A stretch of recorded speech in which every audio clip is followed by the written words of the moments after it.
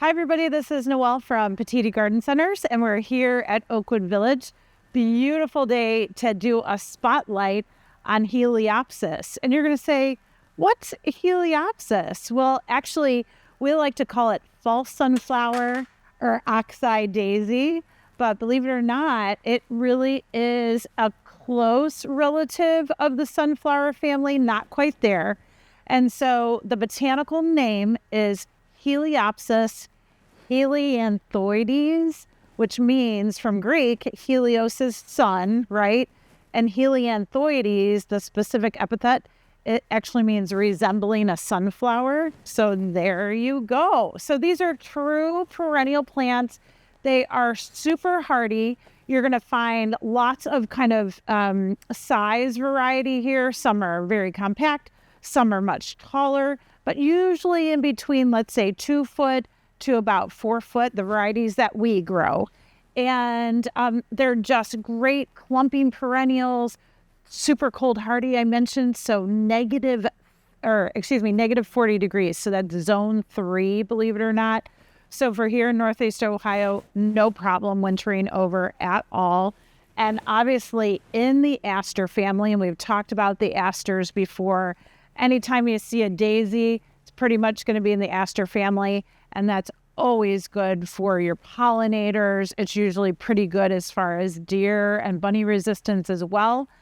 Plus, Heliopsis, they're native, okay? And native to Ohio. Yay for us. So that's always really good. So let's talk about how you will succeed here with your Heliopsis. And it's a really easy plant to grow. That kind of falls into that native category where they really can tolerate different weather conditions, soil conditions, all those types of things kind of roll through the growing season for you. And voila, you got a great plant. So let's start about sun requirements. Sun, they definitely like full sun. Most of your aster family does prefer full sun, so that's 6 or more hours of direct sunlight a day in the garden. Could you put them in a part shade condition? Yeah, probably they would do fine, except they probably won't produce as many flowers for you, and they might get a little leggy, so you might have a taller Heliopsis come when they start flowering during the season. Okay, so just keep that in mind. We'd really like you to keep them in those full sun conditions. Soil. What they really like is average to drier, well-drained soil, okay? Don't get me wrong. We always talk about if you're amending your soil, you're always putting good organic matter back into that soil. Couple inches a year is great. When you're planting the plant, you add some organic matter to the soil. That's always going to be really good. But these plants don't necessarily need the best soil conditions to grow. But if you want to start them out right, it's always a good idea. So try to amend some organic matter, sweet peat, planting mixes, compost, all of those good things. You can put that in 50-50 soil mixture with your existing soil. Mix that soil together and then backfill with that mixture, okay? And that's going to be really good for them, good for those root systems to get established. Once they are established in your landscape, oh my gosh, they are very drought tolerant. They're clay soil tolerant. They are tolerant of a lot of things, erosion tolerant as well. So those are some things to keep in mind, especially when you're planting native or nativar plants, okay? So that's always good. Watering, like I always tell you, 1 inch of water, 1 time per week, slow, deep, thorough watering. You get done planting that plant, you water very thoroughly, very deeply, let it go 1 week if you don't have any rainfall, and then go ahead and repeat that slow, deep watering, okay? Really, really important. With all plants, if you can put the water down at the base of the plant and concentrate that water on their root system and getting that root system to follow the water down deeply into the soil, that's always going to be better than overhead watering.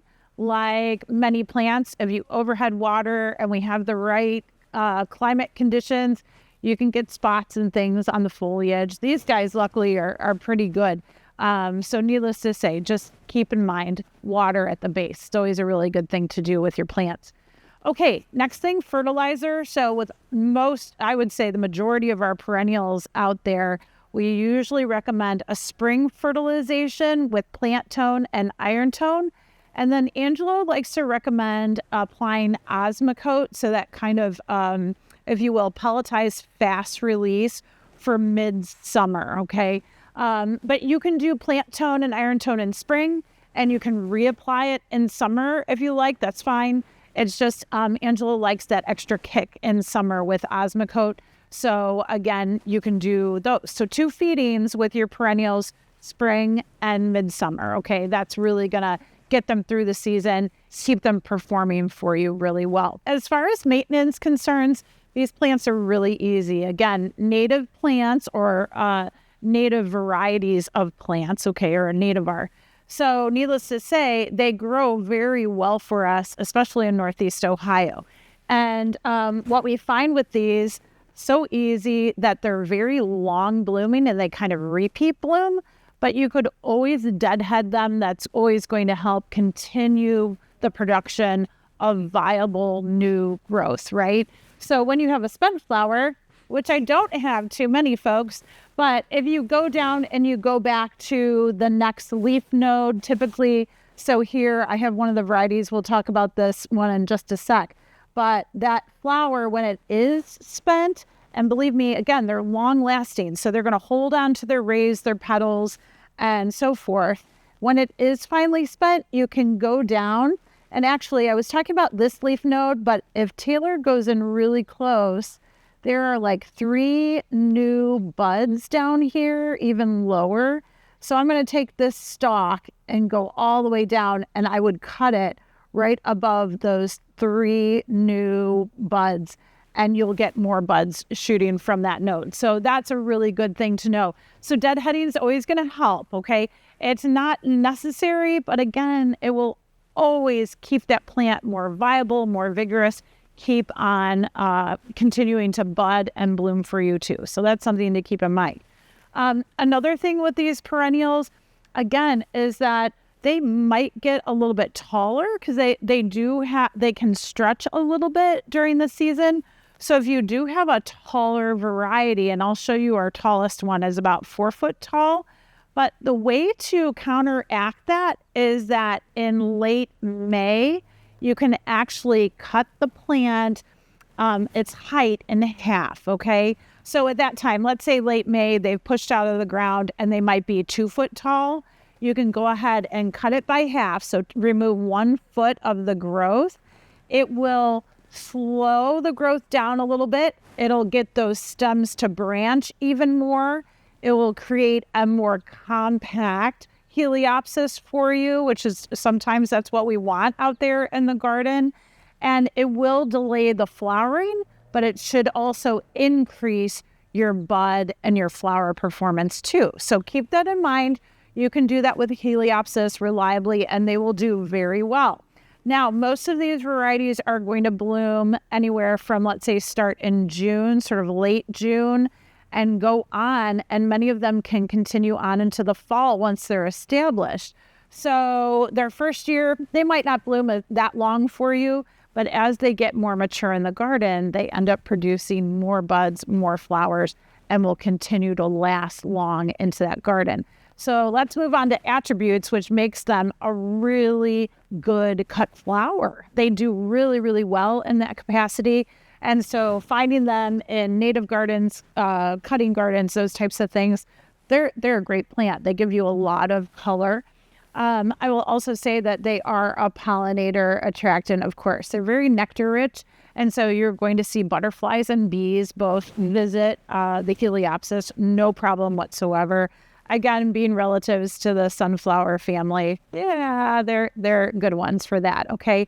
The birds love them too. So if you're attracting songbirds into the garden, you'll like to see them come and eat the seeds out of those little seed cones. Yep, absolutely, they do that. And I should have mentioned that the flowers differ with your sunflowers because the petals will stay on and retain on that flower much longer than a sunflower petal would. Okay, you usually see those sunflower petals disappear.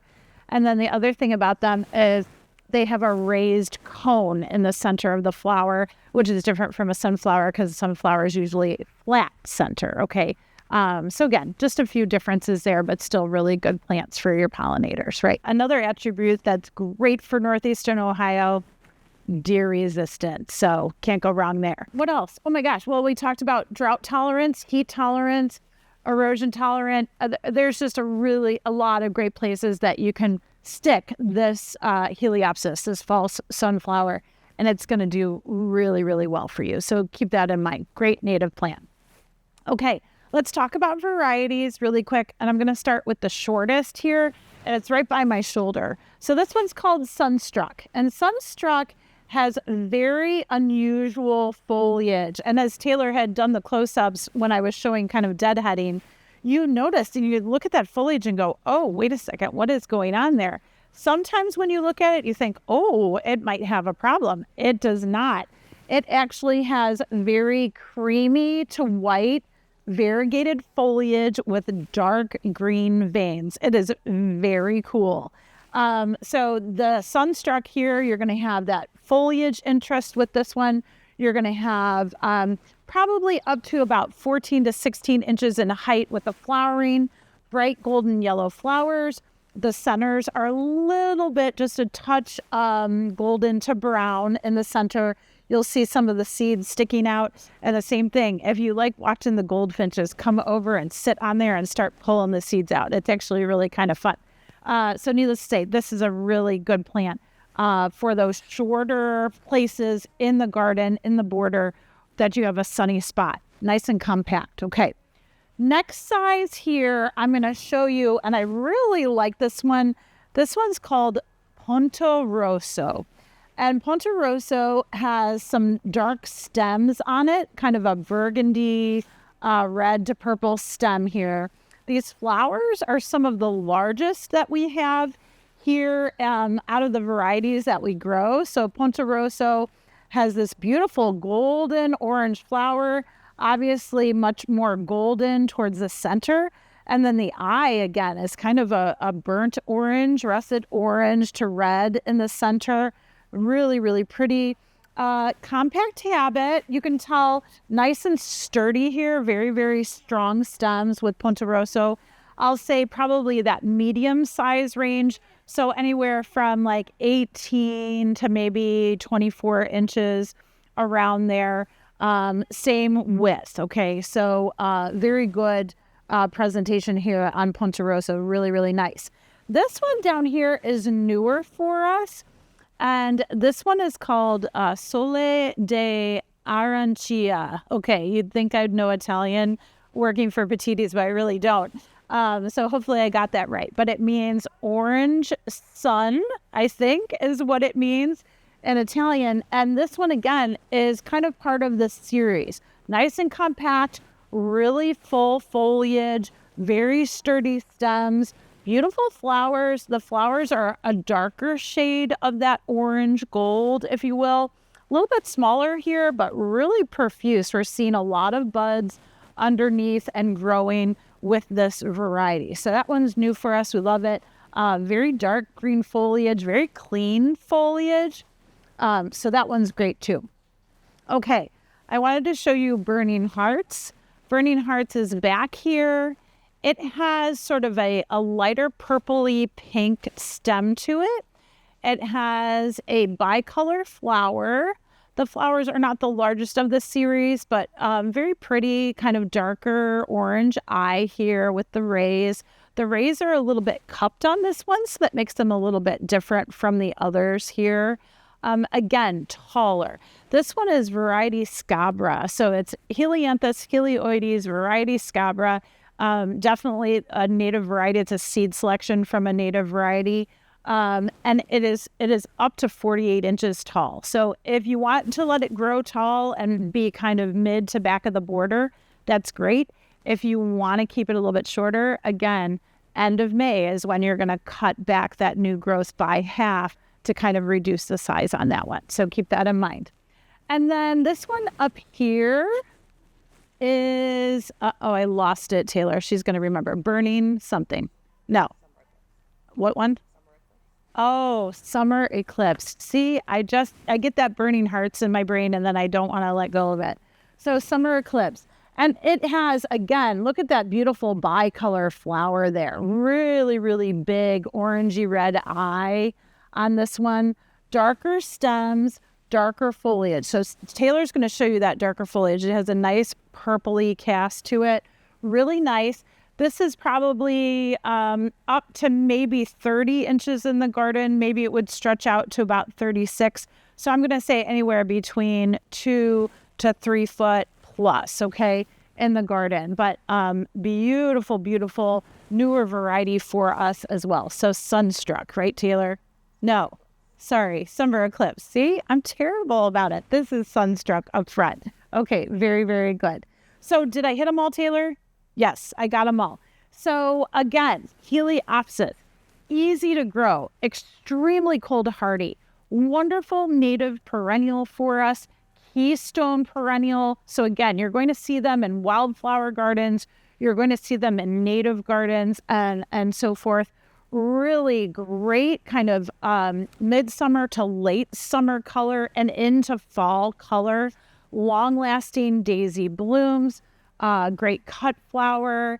I mean, I don't think you can go wrong, folks. Just if you need some golden to orange color in that garden, try Heliopsis. Enjoy.